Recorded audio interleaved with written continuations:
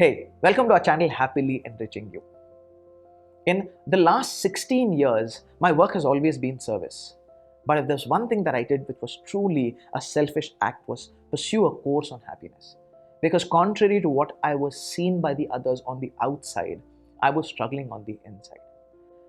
I was holding on to multiple belief systems that were actually holding my happiness levels, roadblocks to a happier me.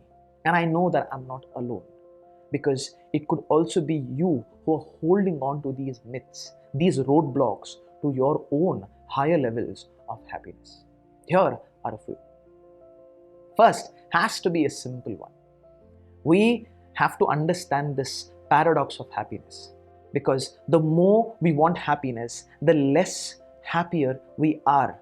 This is a paradox across multiple spectrums of happiness. Ironically, because when we pursue happiness directly, we will actually be going further away from it. That's one of the reasons why, to combat this myth, it's important for us to understand that happiness has to be pursued through activities that will impact our well-being.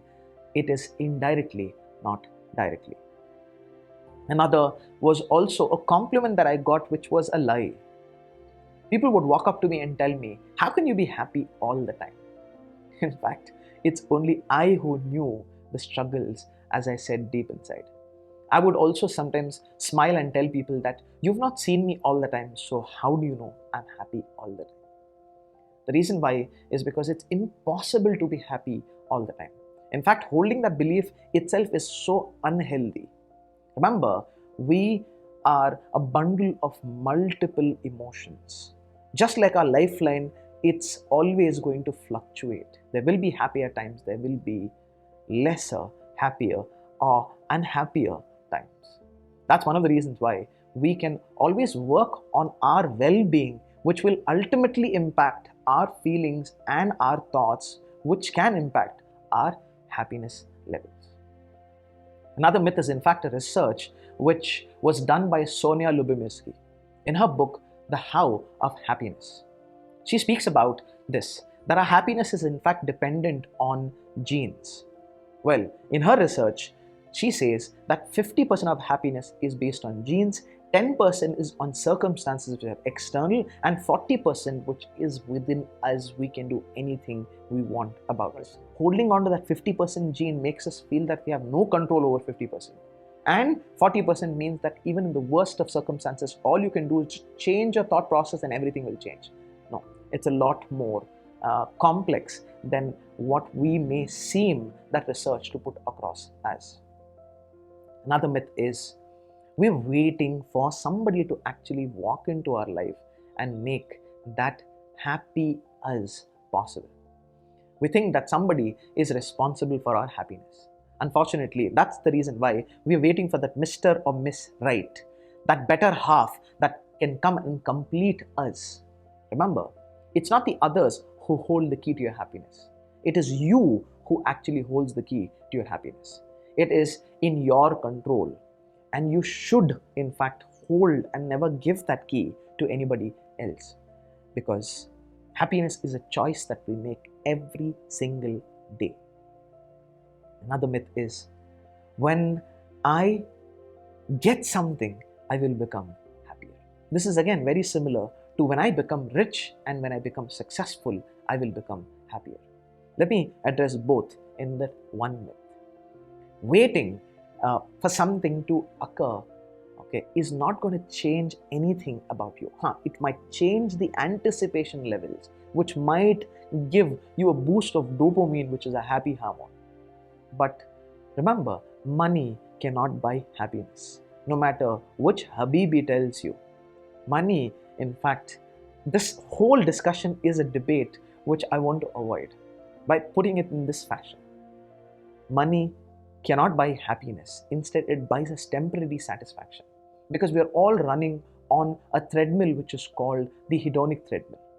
Today, buying a new phone may make you extremely happy, but after 1 week, the treadmill raises the expectation and you want something more. You bought a big house, you're happy, and after maybe 1 month, 1 year, 5 years, you want an even bigger house. Today you have an XYZ amount of money in your bank account. You're happy after 1 month. Maybe you want more after 1 year. You want it to be double. That's what is the hedonic treadmill. We're all running on it. In fact, I also want to remind you about this, that your success and your happiness, no doubt, are interdependent. But the way we see it is different. We think that when we become successful, we will become happy. On the contrary, this is work of Sean Acor in his book Happiness Advantage, where he speaks about this, that our mind actually works reverse. It is when we are happy that we have the highest likelihood of becoming successful, not the other way around.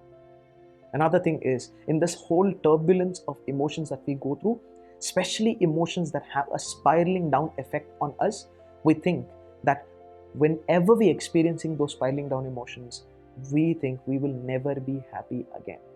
It could be a mishap, it could be a tragedy, it could be somebody leaving, it could be a personal law, it could be of any kind. When we're experiencing something of that magnitude, we think that we will never be happy again. But then the irony is this: nothing lasts forever, including people, including circumstances, and most importantly, including emotions. Especially when you're experiencing those spiraling down emotions, remember this, that nothing lasts forever. You can always work towards your happiness. Remember, you hold the key, nobody else. And the last myth in this list is this. We think that our brain is designed for happiness. Happiness is our default state. Unfortunately, it's not. Because our human mind itself is actually an evolution of millions of years. Our brain was not designed for happiness. In fact, it is designed for one of the most basic instincts, which is a survival instinct. It is survival that is our natural state. Well, listening to all of these myths, if you connected to any of the myths that I spoke of, please do comment and tell me what the myth was. And if I did not say anything which you have been holding on to, you can always talk about this. If you like this video, please leave a thumbs up. And if you've not subscribed, subscribe, because it gives us motivation to make more videos like these. And also, if you want to go back and look at some of our work, I have a video there which is on sleep and another which is on how mental health matters. Until next time, for more videos, stay tuned, and remember, don't forget to have a happy and a beautiful life.